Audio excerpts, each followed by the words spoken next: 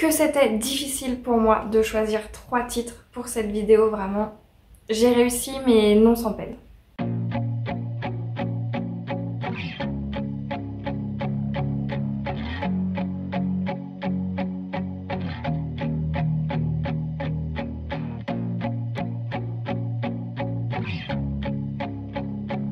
Bonjour à tous, c'est Divine, je suis très heureuse de vous retrouver aujourd'hui pour une nouvelle vidéo où nous allons voir ensemble 3 livres que j'ai lus, 3 livres populaires que je n'ai malheureusement pour moi pas aimés et pourtant la plupart des gens semblent aimer et ça, c'est pas mon cas.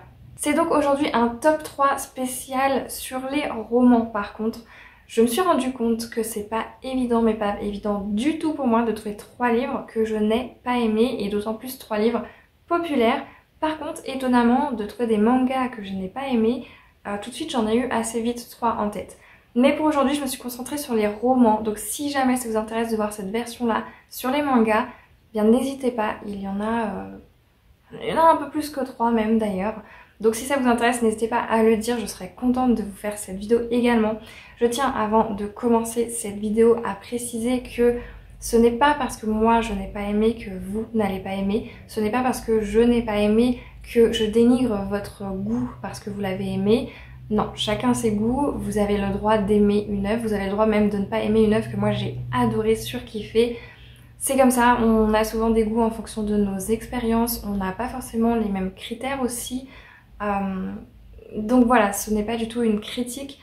Ce sont des choix, ce sont des choses qui arrivent et c'est pas grave, vraiment, il n'y a aucun jugement de ma part sur vous si vous aimez ces livres. Au contraire même, dites-moi si vous avez aimé ces livres et pourquoi. Et c'est toujours intéressant, hyper intéressant de pouvoir croiser justement les avis comme ça. D'autant plus, c'est même parfois beaucoup plus intéressant je trouve quand les gens n'ont pas le même avis que nous. Cette petite aparté étant terminée, il m'a été difficile effectivement pour moi de trouver 3 romans que je n'ai pas aimés, 3 romans populaires, parce que tout simplement je suis une lectrice bon public, mais vraiment très bon public. Vous pouvez me mettre à peu près tout entre les mains, je vais apprécier ma lecture.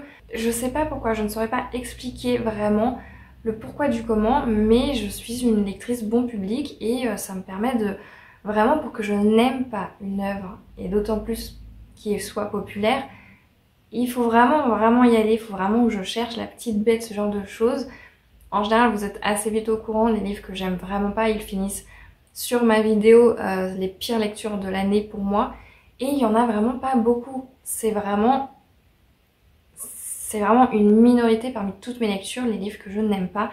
Et donc je me suis un peu creusé la cervelle. Alors, il y en a un, vraiment, je me suis pas du tout creusé la cervelle, mais vraiment pas du tout. Tout simplement parce que depuis toujours, et je l'ai toujours dit sur cette chaîne, j'ai eu du mal avec ce livre et j'ai pas eu de chance parce que je l'ai recroisé à plusieurs reprises dans mes études. Voilà, je vais commencer tout de suite parce que sinon je vais vous spoiler tout de suite la vidéo. Le premier, c'est vraiment un livre très populaire pour le coup, qui a fait beaucoup parler de lui. En positif comme en négatif, il y a eu la team j'adore les personnages, j'adore l'histoire, je suis à fond dedans. Et il y a eu la team attention, ces personnages ne sont absolument pas réglo, attention, ce ne sont pas de bons exemples à prendre, ce genre de choses.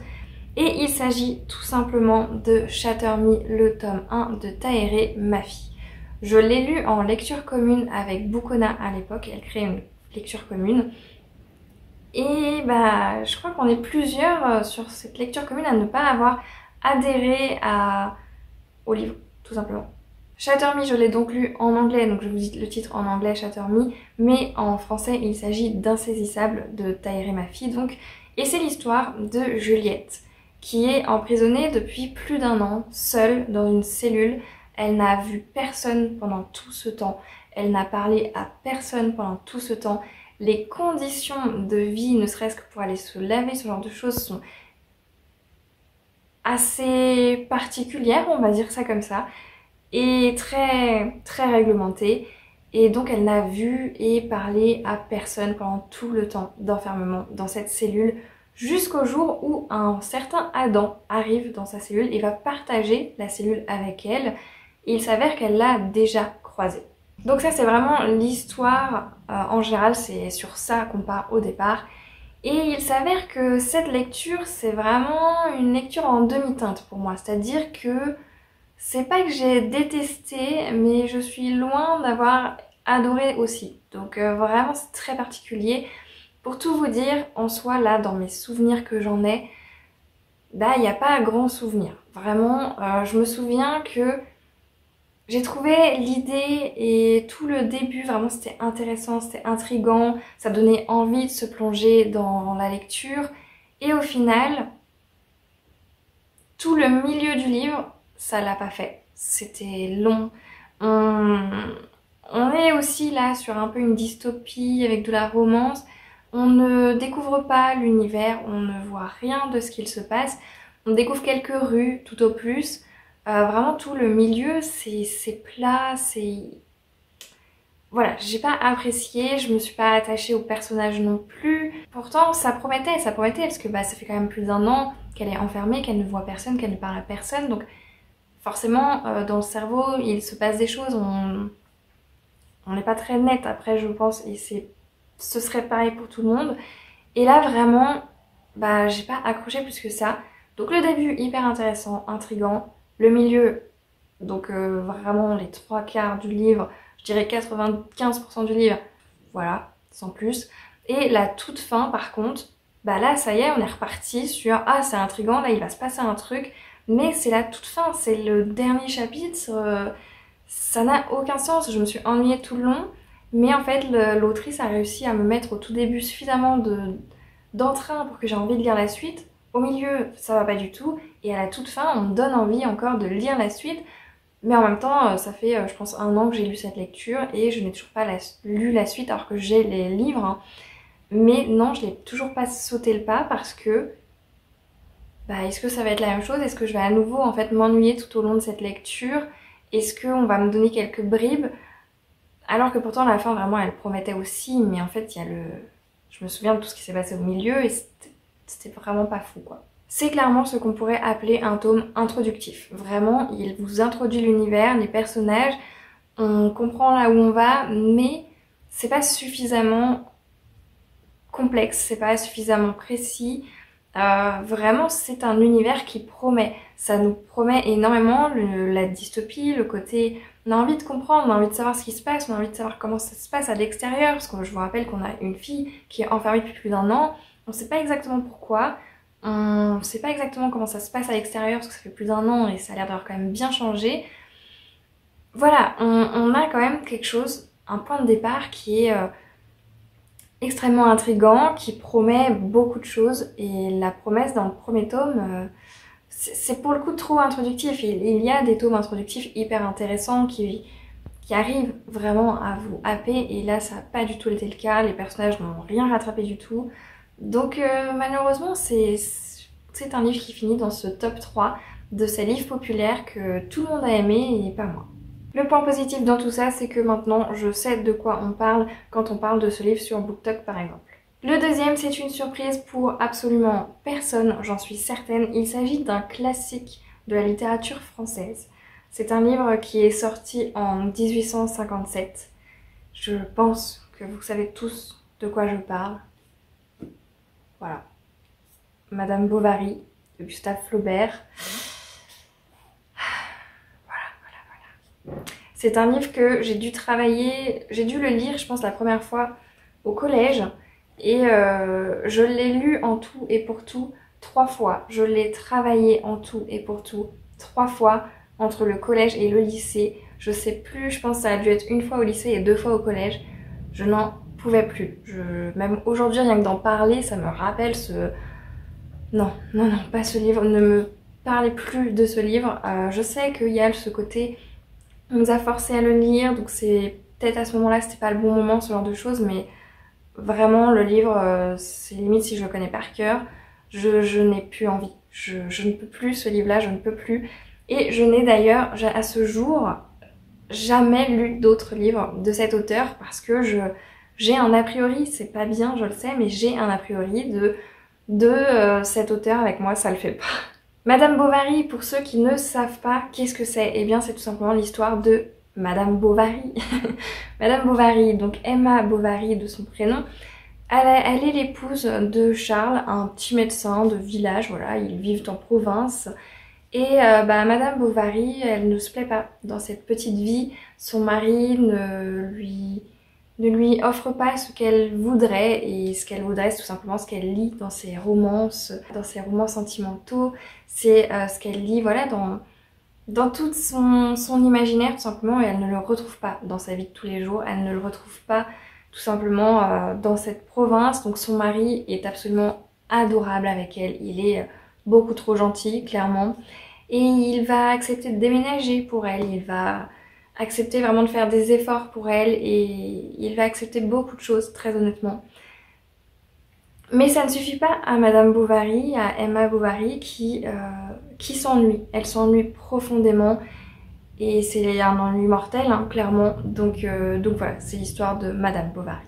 Il n'y a pas à dire, pour moi, Flaubert est vraiment très fort dans ce domaine. Tout simplement parce que ce livre est ennuyeux à mourir et c'est ce qu'il voulait. Il voulait retranscrire la réalité de cette femme qui s'ennuie, de cette femme qui attend trop de la vie et qui ne voit pas en fait, qui n'a pas ce qu'elle veut, qui n'a pas ce qu'elle a dans son imaginaire tout simplement. Et c'est sûr que là-dessus Flaubert il réussit mais parfaitement parce que on s'ennuie. Madame Bovary m'a ennuyée, elle m'ennuie encore aujourd'hui quand j'en parle, c'est ennuyeux. Et parlons-en de notre chère Emma qui est tout ce qu'il y a de plus saoulante, ennuyante. Elle n'est pas satisfaite de sa petite vie alors qu'en soi elle a quand même une bonne place. Elle a quand même un mari, je pense, pour l'époque qui est... alors certes c'est pas le plus beau du village mais au moins il la respecte. Donc voilà, je sais que c'est vraiment prendre des petites miettes mais... Moi j'ai eu aucune pitié vraiment pour Emma Bovary, je n'ai ressenti aucune pitié pour elle. Elle m'a trop saoulée, vraiment elle m'a trop saoulée, elle m'a ennuyée au possible, c'était juste pas possible. Et le pompon sur la Garonne, c'est que je n'ai pris aucun plaisir à découvrir tout simplement ce qu'il se passait en province à cette époque-là. Vraiment aucun plaisir. Est-ce que ça aussi c'était voulu? Est-ce que c'est juste parce que vraiment j'étais saoulée par Emma et son histoire et que... Franchement, j'avais autre chose à faire à ce moment-là que de lire ce livre pour la 3e fois. Peut-être que ça joue, mais vraiment j'ai pas apprécié du tout ma lecture. J'aurais dû aller vous chercher mon exemplaire du coup que j'ai lu et travaillé 3 fois avec tous les post-it et tout, j'aurais dû. Dommage, j'y ai pas pensé, mais donc là j'ai cet exemplaire-là. J'ai pour objectif, vous allez avoir une vidéo dans les années à venir de cette relecture. Je compte quand même le relire, histoire de voir ce que c'est. À la base, je ne veux pas le relire, mais j'ai acheté cette édition-là. Et je fais partie de ces gens qui ne peuvent pas acheter un livre et le mettre dans sa bibliothèque sans le lire. C'est-à-dire que même si je l'ai lu dans une autre édition, si j'ai cette édition-là qui rentre dans ma palle, je ne peux pas. Il faut que je lise ce livre-là, si je l'ai dans ma palle, si je veux qu'il soit dans ma bibliothèque considéré comme lu, il faut que lui soit lu. Vous voyez ce que je veux dire? Donc c'est pour ça que les livres audio, les livres... Considérer qu'un livre est lu alors que je l'ai lu le livre audio, ça je pourrais pas non plus. Il faudrait que je lise vraiment sur le format papier. Voilà, j'aime bien me créer des problèmes inutiles. Donc voilà, pour ça, c'est pour ça à la base que je l'ai remis dans ma palle, parce que je veux le lire dans cette édition-là. Mais je me dis que ça pourrait être sympa dans les années à venir de voir est-ce que vraiment ça me saoule toujours autant, est-ce que aujourd'hui, à mon âge, je vais l'apprécier ou pas, est-ce que au contraire j'ai juste été... traumatisée par cette lecture par 3 fois de suite quasiment et j'en suis vaccinée. À voir, vraiment ça peut être intéressant de faire cette vidéo, donc dites-moi si ça vous intéresse de voir cette vidéo sur la chaîne où je lis ce livre qui aujourd'hui clairement, c'était le premier que je mettais dans cette liste, hein. C'était vraiment, c'est le top 1 des livres que je n'aime pas dans ma vie, c'est le top 1 des livres que... Non, je ne veux pas le relire sciemment, s'il n'y a pas un objectif derrière, je n'ai pas envie de retourner dans cette lecture, vraiment. Donc c'est pour ça, je pense que ça peut être hyper intéressant de découvrir ça, de voir si ça change ou pas, ou si ça y est, le mal est fait et je pourrais pas revenir en arrière. Le 3e, il est un peu particulier tout simplement parce que c'est une lecture, c'est pas que je l'ai pas aimé, mais en fait pour tout vous dire, quand je l'ai lu il y a, je sais pas, 10 ans, eh bien j'ai aimé Et je me suis rendu compte récemment, en y repensant, qu'en fait c'est une lecture qui m'a plu sur le moment, mais qui m'a pas laissé une trace indélébile du tout. Et en fait je me rends compte que j'ai pas plus apprécié que ça. J'ai peut-être aimé sur le moment parce qu'il y avait cette hype autour du livre et que c'était un livre voilà, qu'on entendait parler partout, que tout le monde encensait ce livre, et peut-être que j'ai été entraînée à ce moment-là, peut-être pas, mais c'est possible. En tout cas, je me rends compte avec le temps que, eh bien, c'était pas une lecture... Voilà, ça m'a pas marqué, j'ai apprécié, j'ai passé un bon moment de lecture, mais j'ai pas envie, pareil, de retourner dans... J'ai pas eu envie, en tout cas, de retourner dans cet univers, de terminer ma lecture, parce que c'est une saga que j'ai commencé, j'ai la suite dans ma palle depuis 7, 8, 9 ans, et j'ai toujours pas continué de la lire. Et on en entend à nouveau parler parce qu'elle a été rééditée récemment dans une nouvelle édition. Donc moi je vous présentais l'ancienne que j'ai eue et que j'ai lue. Il s'agit tout simplement d'Autre Monde de Maxime Chatham. Donc j'ai lu de cette saga les 3 premiers tomes. J'avais aimé à l'époque du coup. Et en fait j'ai jamais lu la suite. Donc j'ai le 4 et le 5 dans ma palle. Je n'ai jamais lu la suite. Et je n'ai jamais eu l'envie de lire cette suite. Et je me rends compte que c'est tout simplement que c'était une lecture, voilà, c'était pas pour moi finalement à ce moment-là, c'était juste une bonne lecture, mais... Donc c'est pas que je l'ai pas aimé, et c'est pas que je l'ai aimé non plus. Donc voilà, c'est très particulier avec celui-ci aussi. Et donc j'ai pour objectif là, puisque j'ai vu que j'en ai 2 dans ma palle, et en plus il ressort en ce moment, ce serait de le relire. Ça pourrait faire partie de mon objectif par exemple de 2025, de relire ce livre et de voir cette saga, de voir si finalement elle me correspond ou pas. Pour ce qui est de l'histoire, ici on est sur l'histoire de... on est à New York, on est en pleine ville et il y a une sorte de tempête, il se passe des choses étranges, et au réveil de 2 adolescents, il n'y a plus personne. Et surtout, il n'y a plus aucun adulte, il y a des vêtements et c'est tout. Et de fait, du coup, on va suivre ces 2 adolescents, donc Matt et Tobias de leur prénom, qui vont devoir comprendre ce qu'il se passe, trouver peut-être une nouvelle civilisation, trouver d'autres personnes, adultes ou enfants, peu importe, mais en tout cas trouver quelque chose, quelqu'un pour pouvoir survivre, et ça va être le but justement de cette histoire, comprendre pour pouvoir survivre. Et si je ne me trompe pas, à l'époque, c'était Lemon June qui en parlait énormément sur sa chaîne, qui avait adoré, et je pense, je crois que c'était Lemon June qui en parlait énormément, qui avait adoré.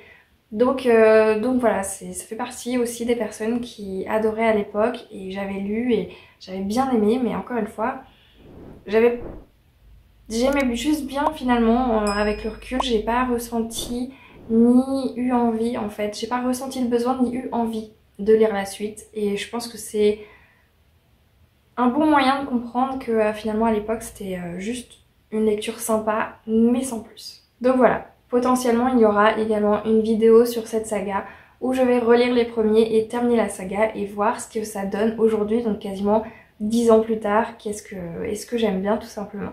C'était donc mon top 3 de ces livres populaires que j'ai lus et que je n'ai pas aimé malheureusement. Est-ce que vous aussi, vous avez des livres populaires comme ça qui vous viennent en tête et que vous avez pas du tout aimé alors que de toute évidence plein de gens aiment? Est-ce que c'est plutôt des classiques ou... je l'ai pas précisé mais celui-ci c'est donc un fantastique. Donc voilà, est-ce qu'il y a des livres comme ça? Est-ce que comme moi également vous avez du mal à ne pas aimer des lectures?